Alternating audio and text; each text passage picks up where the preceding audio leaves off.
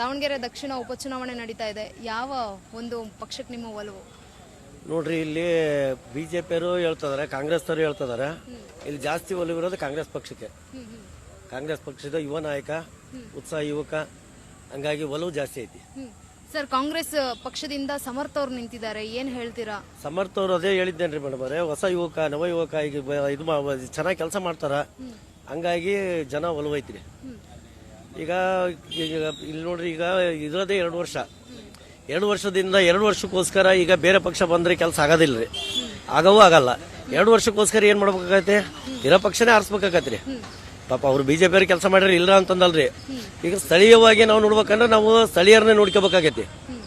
ಹಂಗಾಗಿ ಸ್ಥಳೀಯ ಸಮಸ್ಯೆಗಳು ಏನೇ ಪರಿಹಾರ ಮಾಡಿದ್ರು ಕಾಂಗ್ರೆಸ್ನವರೇ ಪರಿಹಾರ ಮಾಡೋದು, ಕಾಂಗ್ರೆಸ್ನವ್ರು ಕಾಂಗ್ರೆಸ್ನ ಮುಖಂಡರುಗಳು ಬಂದು ಪರಿಹಾರ ಮಾಡ್ತಾರೆ.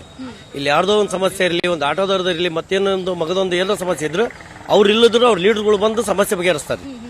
ಸರ್, ಈಗ ಆಗ್ಲೇ ಹೇಳ್ತಾ ಇದ್ರಿ ನೀವು, ನಮ್ಗೊಂದು ಸಹಾಯ ಮಾಡಿದ್ದಾರೆ, ಅಭಿವೃದ್ಧಿ ಮಾಡಿದ್ದಾರೆ ಅಂತ. ಕಾಂಗ್ರೆಸ್ ಅವ್ರು ಏನ್ ಅಭಿವೃದ್ಧಿ ಮಾಡಿದ್ದಾರೆ? ಕಾಂಗ್ರೆಸ್ನವ್ರಿ ನೋಡ್ರಿ, ಮಲ್ನಾಡವ್ರು ಫಸ್ಟ್ ಟೈಮ್ ಮಿನಿಸ್ಟರ್ ಆದಾಗ 2026-27ರಿಗೆ ಅಷ್ಟು ನೀವು ಮನೆ ಮಾಡಿದ್ರು. ದಾವಣಗೆರೆಯಲ್ಲಿ ಸಿಮೆಂಟ್ ರಸ್ತೆ ಇದ್ದಿಲ್ಲ, ಸಿಮೆಂಟ್ ರಸ್ತೆ ಮಾಡಿದ್ರು. ಆಮೇಲೆ ಕುಡಿಯೋ ನೀರಿನ ವ್ಯವಸ್ಥೆ ಮಾಡಿದ್ರು. ಕುಡಿಯೋ ನೀರಿಗೆ ಸಮಸ್ಯೆ ಪರದಾಡಬೇಕಾಗಿತ್ತು, ಆ ಸಮಸ್ಯೆನ ನಿಂಗಿಸಿದ್ರು ಅವರು. ಅವ್ರು ಬಗೆರುತ್ತರು, ನಮ್ಮ ದಾವಣಗೆರೆಗೆ ನೀರು ತಂದಿರತಕ್ಕಂಥ ಬಗೆರುತ್ತಾರೆ ಅವರು. ಒಳ್ಳೊಳ್ಳೆ ಅಭಿವೃದ್ಧಿ ಕೆಲಸ ಮಾಡಿದ್ದಾರೆ. ಈ ಐಮಾಸ್ಟ್ ಕಂಬ ಮಾಡಿದ್ದಾರೆ, ಆಮೇಲೆ ಅಭಿವೃದ್ಧಿ ಬಹಳ ಮಾಡಿದ್ದಾರೆ, ಇಲ್ಲ ಅಂತಂದಲ್ಲ. ಕೆಲವು ಜನ ಹೇಳ್ತಾರೆ ಇಲ್ಲ ಅಂತಂದು ಹೇಳಿ. ಈಗ ಅವರು ಬಂದು ಏನ್ ಮಾಡ್ಯಾರ ಅನ್ನೋದು ಯಾರಿಗೂ ಗೊತ್ತಿಲ್ರಿ.